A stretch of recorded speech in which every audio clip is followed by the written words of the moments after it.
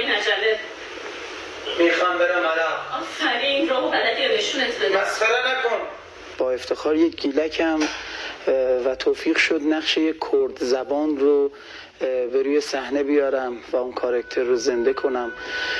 خیلی در تلاش بودم که به حجم نرسه، خدای ناکرده به هیچ کردی بی احترامی نشه در گویشش، در زبانش، و امیدوارم که مخاطبم خوشش اومده باشه.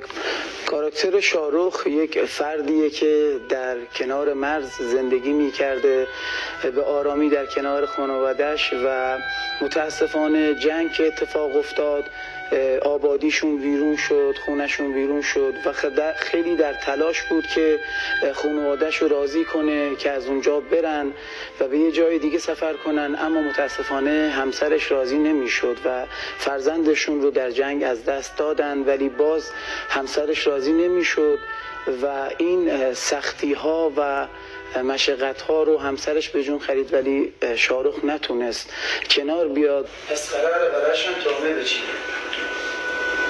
میدان می نشان درست دیگه کار داره و من هنوز پاکسازیش نکردم. دیروز که نبودی بچه‌های پاکسازی تمومش کرده. شاهرخ میمونی دیگه. اگه چشم مرد نمیخواد.